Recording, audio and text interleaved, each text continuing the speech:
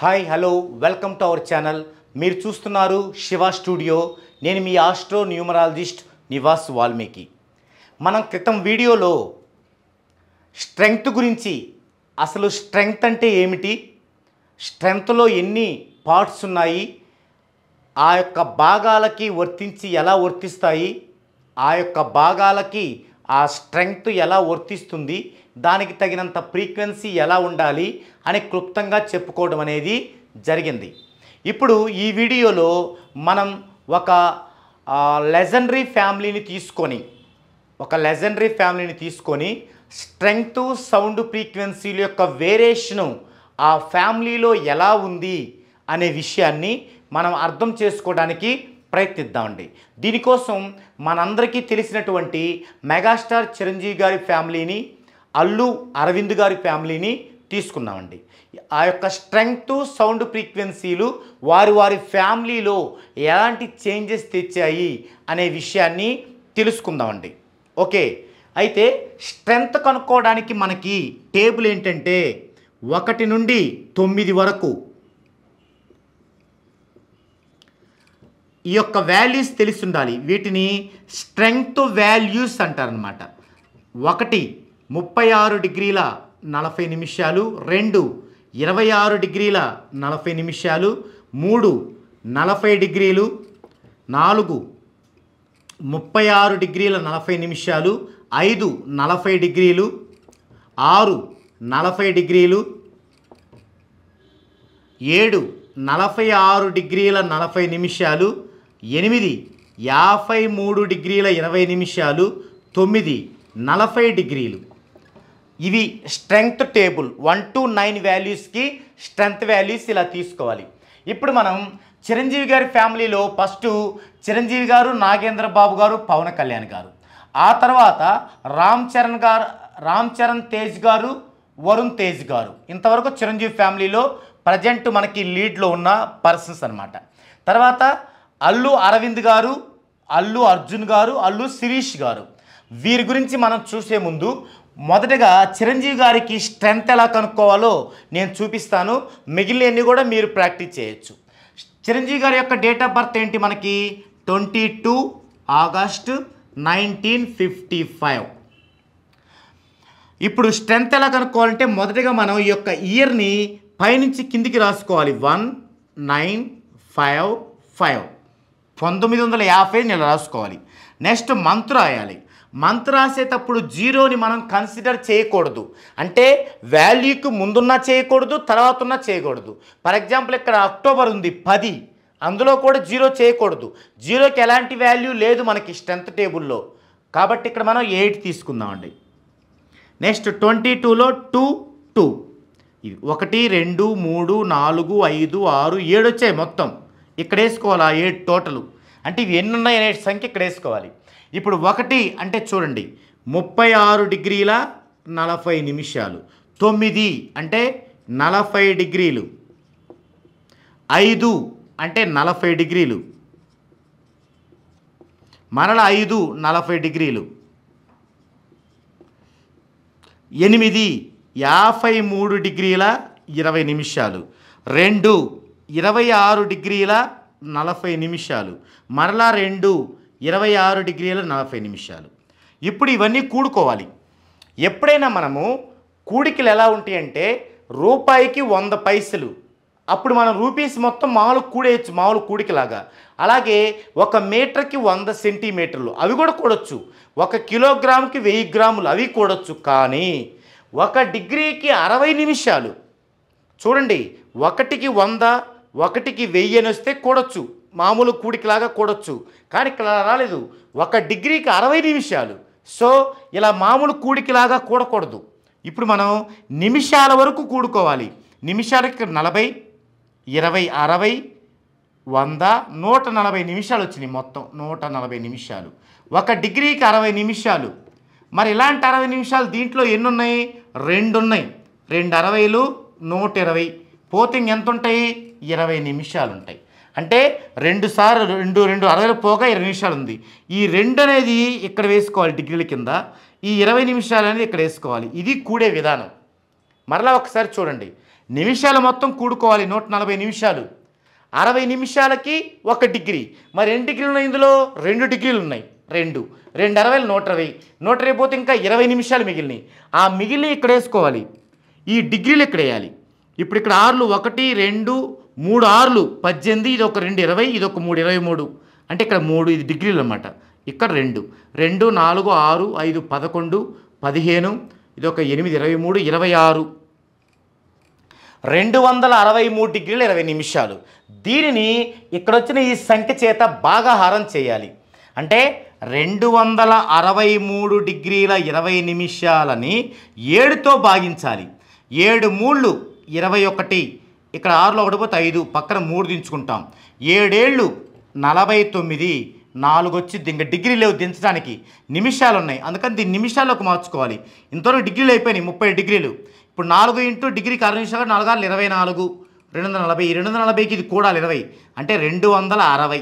ఇప్పుడు 7 ఎన్నిసార్లు పోతుంది? 3 సార్లు. 7 3 21, 6లో 1 పోతే 5, పక్కన 0 50, 7 ఏళ్ళు 49, 1 మిగిలిద్దే అది వదిలేసేయండి. 37 డిగ్రీలు 30 నిమిషాలు. ఇది ఆల్రెడీ చేసాం, ఇక్కడ వేసాం. మీకు అర్థం కావటం కోసం ఒకటి చెప్పాను అనమాట. ఈ విధంగా మీరు వీళ్ళందరికీ కూడా స్ట్రెంత్లు చూసుకుంటే ఈ విధంగా వస్తాయి స్ట్రెంత్లు. చిరంజీవి స్ట్రెంత్ 37 డిగ్రీలు 30 నిమిషాలు, నాగేంద్ర బాబు స్ట్రెంత్ 36 డిగ్రీలు 40 నిమిషాలు, పవన్ కళ్యాణ్ స్ట్రెంత్ 37 డిగ్రీలు 46 నిమిషాలు, రామ్ చరణ్ తేజ్ స్ట్రెంత్ 40 డిగ్రీలు 8 నిమిషాలు, వరుణ్ తేజ్ స్ట్రెంత్ 38 డిగ్రీలు 20 నిమిషాలు, అల్లు అరవింద్ గారి స్ట్రెంత్ 30 డిగ్రీలు 46 నిమిషాలు, అల్లు అర్జున్ స్ట్రెంత్ 41 డిగ్రీ 6 నిమిషాలు, అల్లు సిరీస్ స్ట్రెంత్ 42 డిగ్రీల 46 నిమిషాలు. ఈ విధంగా స్ట్రెంత్ కనుక్కోవాలి. మరి కనుక్కుంటే వీరి యొక్క నేమ్లో ఫ్రీక్వెన్సీ ఇక్కడ చూడండి. చిరంజీవి గారి నేమ్ ఫ్రీక్వెన్సీ 2141 డిగ్రీ, అంటే 37 డిగ్రీల స్ట్రెంత్ ఉంటే 2000 పైగా ఫ్రీక్వెన్సీ ఉంది. అందుకే తాను గ్రోత్లో విజయం సాధించగలిగాడు. అదే నాగేంద్ర బాబు గారి స్ట్రెంత్ చూడండి 36 డిగ్రీలు, ఈయన యొక్క ఫ్రీక్వెన్సీ 1900, అంటే 2000 మించలేదు, తగ్గింది. తర్వాత పవన్ కళ్యాణ్ గారిది 37 డిగ్రీలు 46 నిమిషాలు స్ట్రెంత్కి 844 డిగ్రీలే. గమనించారా? 844 డిగ్రీలు అంటే మూవీస్లో సినిమాల్లో మంచి ఫామ్లో ఉండగా, ఈవెన్ మహేష్ బాబు గారు ఎన్టీఆర్ గారితో సమపోటీగా ఉన్న టైంలో తాను ఎందుకు పొలిటికల్గా రావాల్సి వచ్చింది అంటే ఇది కారణం. ఇక్కడే గనక పేరులో మంచి ఫ్రీక్వెన్సీ 2000 డిగ్రీల పైన ఉన్నట్లయితే తాను సినిమాల్లో ఇంకా 10 కాలాల పాటు ఉండగలిగేవారు, చివరి దశలో పొలిటికల్కి వచ్చేవారు. అంటే సినిమా యొక్క జీవితాన్ని సగంలోనే అర్ధాంతంగా ఆపుకోవడానికి ఇది ఒక కారణం. అదే ఇప్పుడు చిరంజీవి గారికి స్ట్రెంత్కు తగిన ఫ్రీక్వెన్సీ ఉంది, అందుకే పాలిటిక్స్లోకి వెళ్ళి కూడా తాను నిలదొక్కున్న ఫీల్డ్లోనే ఉండగలిగారు. నెక్స్ట్ రామ్ చరణ్ తేజ్ గారు చూడండి 40 డిగ్రీలు, అంటే ఐడెంటిఫైడ్ లైఫ్ ఎంత ఫ్రీక్వెన్సీ ఉంది? 2203 డిగ్రీలు. అందుకే ఆయన మంచి రేంజ్లో ఉండటానికి ఇది ఒక కారణం అనమాట. అంటే చిరంజీవి గారిలాగా ఈయనకు కూడా 2000 డిగ్రీలు ఎక్కువ ఉంది కాబట్టి మంచి ఫామ్లో ఉండగలిగారు. నెక్స్ట్ వరుణ్ తేజ్ గారు 38 డిగ్రీల ఫ్రీక్వెన్సీ ఉంటే కేవలం 1281 డిగ్రీ ఫ్రీక్వెన్సీ ఉంది. అంటే 38 డిగ్రీల స్ట్రెంత్తో జన్మిస్తే కేవలం 1281 డిగ్రీ ఫ్రీక్వెన్సీ ఉంది. అంటే ఎంతో కష్టపడాలన్నమాట. ఫ్రీక్వెన్సీ తగ్గితే ఏం చేయాలంటే విపరీతంగా కష్టపడాల్సి ఉంటుంది. తర్వాత అల్లు అరవింద్ గారికి 30 డిగ్రీలు స్ట్రెంత్ ఉంటే 843 డిగ్రీల ఫ్రీక్వెన్సీ, అల్లు అర్జున్ గారికి 41 డిగ్రీ స్ట్రెంత్ ఉంటే కేవలం 442 డిగ్రీల ఫ్రీక్వెన్సీ. ఎప్పుడైతే స్ట్రెంత్కు తగిన ఫ్రీక్వెన్సీ ఉండదో, స్ట్రెంత్ కంటే చాలా తక్కువగా ఫ్రీక్వెన్సీ ఉంటుందో, అప్పుడేమవుతుందంటే మనల్ని మంచి ఫామ్లోకి తీసుకెళ్ళి అక్కడి నుంచి డౌన్ ఫాల్ చేస్తుంది. అంటే ఒక్క ఫ్రీక్వెన్సీ కారణం కాదు, కానీ అది ఒక కారణం అనమాట. అలాగే అల్లు శిరీష్ గారిని చూడండి 42 డిగ్రీల ఫ్రీక్వెన్సీ, 42 డిగ్రీల స్ట్రెంత్, ఎక్సలెంట్ స్ట్రెంత్. అయితే ఫ్రీక్వెన్సీ ఎంత ఉంది? 901 డిగ్రీ. మనం చూస్తూనే ఉన్నాం. మరి మంచి స్ట్రెంత్తో జన్మించారు, అంటే ఐడెంటిఫైడ్ లైఫ్కి వెళ్ళే స్ట్రెంత్తో జన్మించారు. కానీ ఏం జరిగింది? నేమ్లో చాలా చీప్గా ఉంది ఫ్రీక్వెన్సీ, 900 అంటే చాలా తక్కువ అనమాట. సో ఫస్ట్ ఇక్కడ మార్పు ఏం జరగాలంటే, ఎంత స్ట్రెంత్లో జన్మించినప్పటికీ మీరు క్రియేటివ్ ఫీల్డ్లో ఉన్నారు కాబట్టి ఫ్రీక్వెన్సీ, సౌండ్ ఫ్రీక్వెన్సీ అయితే మాత్రం 2000 డిగ్రీ అబవ్ ఉండాలి. ఇది ఒక అంశం.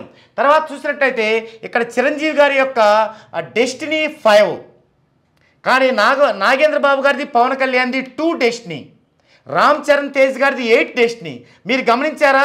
రామ్ చరణ్ తేజ్ గారికి చిరంజీవి గారి కంటే కూడా, చిరంజీవి గారు అంటే చాలా ఇష్టం రామ్ చరణ్ తేజ్ గారికి, కానీ పవన్ కళ్యాణ్ గారు అంటే ఇంకా చాలా ఇష్టం. ఎందుకు?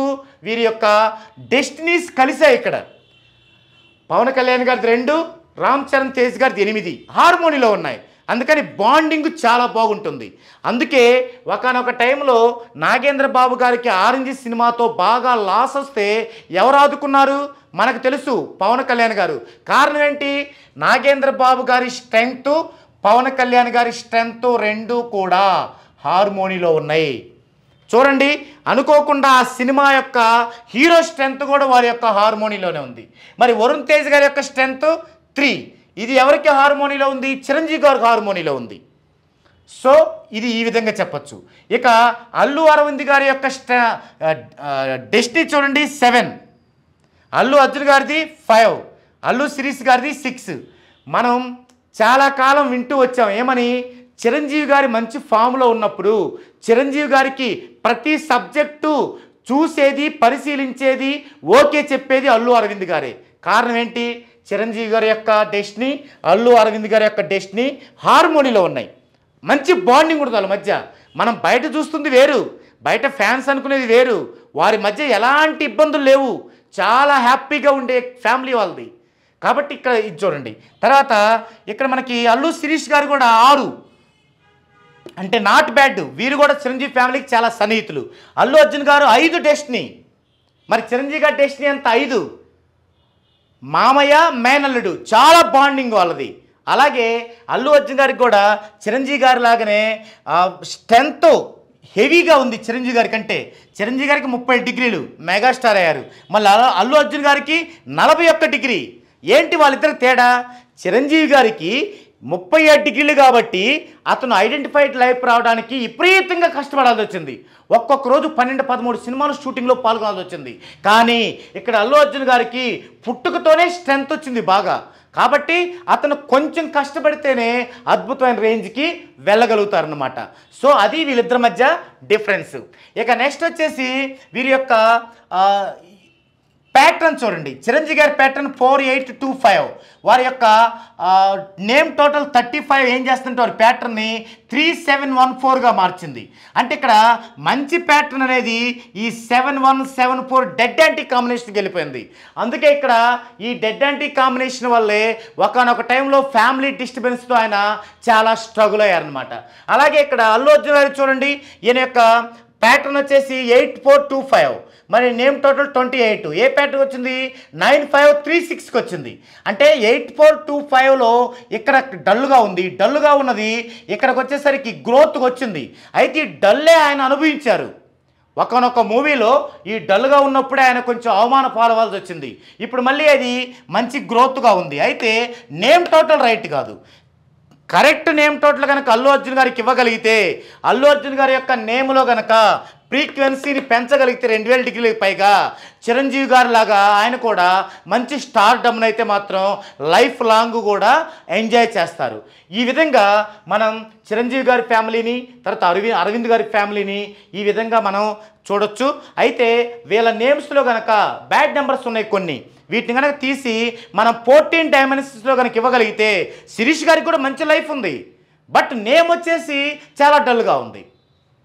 సో అటు వరుణ్ తేజ్ గారికి కానీ, శిరీష్ గారికి కానీ, అల్లు అర్జున్ గారికి కానీ 14 డైమెన్షన్స్లో సైంటిఫిక్ వేలో పర్ఫెక్ట్ నేమ్ను కనుక ఇవ్వగలిగితే అద్భుతమైనటువంటి ఫలితాలని పొందటమే కాకుండా మంచి స్టార్ డమ్ను అయితే మాత్రం అనుభవిస్తారు. ఇది స్ట్రెంత్ను బట్టి ఈ విధంగా విశ్లేషించవచ్చు. మన విషయాల్లో కూడా ఎవరి విషయాల్లో వాళ్ళు ఈ విధంగా విశ్లేషించుకుంటూ మంచి 14 డైమెన్షన్స్లో నేమ్ తీసుకొని ఆ యొక్క కోర్సును రాస్తూ చక్కగా మంచి ఫ్యూచర్ని ఎంజాయ్ చేయొచ్చు అన్నమాట. ఓకే, ఇది ఈ వీడియోలో టాపిక్. మరో వీడియోలో మరో డిఫరెంట్ టాపిక్తో మరలా కలుద్దామండి.